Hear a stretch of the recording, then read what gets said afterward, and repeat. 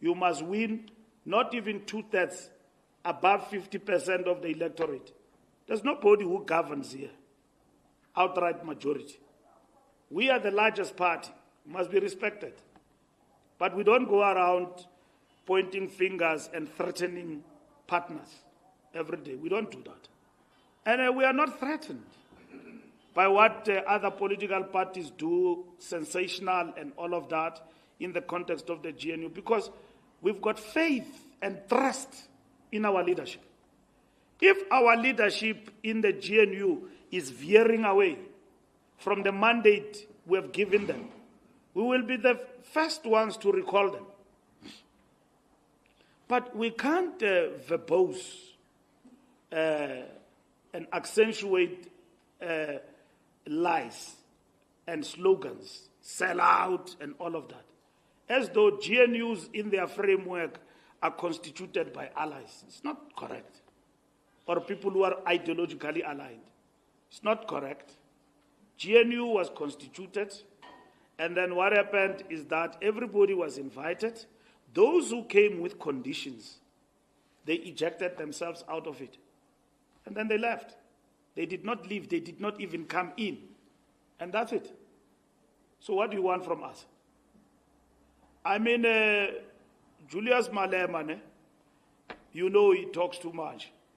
And then he says, we want a GNU without the ANC before the elections. And then he's followed by his second in command, Floyd.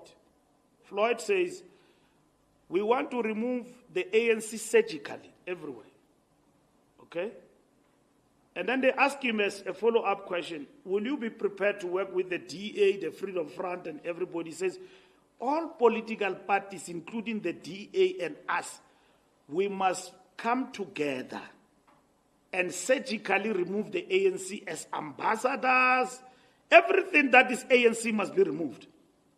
That's Floyd who says that. They must come together as political parties. Now, the results of the elections come and they produce what they produced. Yes, the ANC below 50%, 40%. Now, can they work together without the ANC? The people of South Africa refused and said that the ANC will become the bigger leader in terms of this. But according to themselves, they were going to run this country without us. And that's what they were fighting for. Malema says, surgically remove. I mean, he says, we want a GNU without the ANC. Wishful thinking, it did happen, but with the ANC. And then they could not come in to it. And then they started now to invent new concepts. Black front, progressive front. What's that? What's that? Black front. Black front, we can come together every time and again. We have given the Liberation Political Party with one seat in the GNU, the biggest ministry in the government. Biggest ministry. That belongs to a party, I don't know of how many. If PAC had 5, 10 members, we would have given them 2. We have given PA 1 ministry. PA. Sports. It's just that sports make you to be on TV every day. So Gaiety is always there. You see, and is effective. Now it's a pain to all of them. Gaiety and Mackenzie. With 1 seat, you can think that PA have got 15 seats. And then you've got DA with a couple of ministries that they actually have. You've got other political parties as deputy ministers participating in the arrangement of the GNU. What are we talking about? Yeah. Because all sensible people understood that this is not a melting pot. We still maintain our identity. And we knew that the DA will behave like the way it is behaving. Because they are not going to the GNU to sign off death to their political party. They will want to be seen to be meaningful in the GNU. And then that's why they claim things that they found to be happening and claim them as theirs. No, Zuma has appealed, and that matter is dealt with in the appeals. We have been kept abreast. He's obviously in a psychos mode. You can see this thing to him is a joke, that I've got 2 memberships and all of that. And yet, that thing he calls an organization is not an organization. It's a project. Doesn't have conferences and all of that, he knows. So this thing that has got 2 memberships is being dealt with in terms of the party. From our books, he's not a member. He's expelled. He's appealing his expulsion from the ANC. That's one, so he's not a member.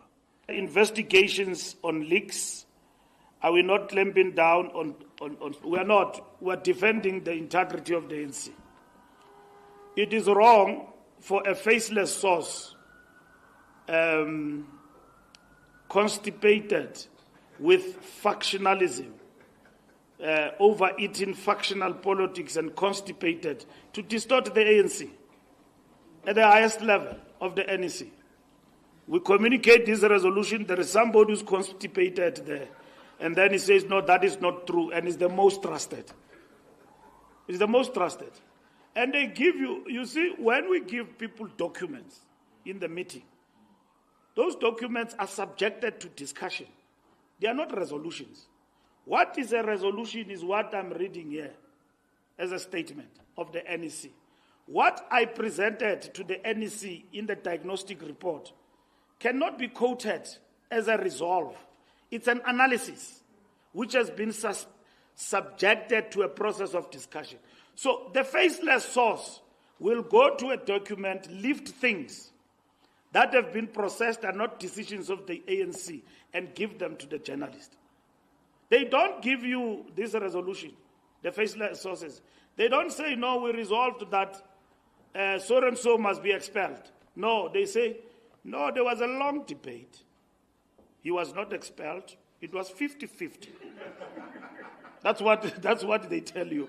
So when I come and brief the nation and the branches that, no, so-and-so is expelled, there is a hotline ahead before I come to explain the decisions that says, no, there was actually no decision. The NEC was split in between. And I mean, I come here, I look like Ito, Kinje, and all of that. So the ANC's integrity in terms of is undermined by faceless sources who've got no shame of themselves and their standing in the organization. We can't blame the media for that.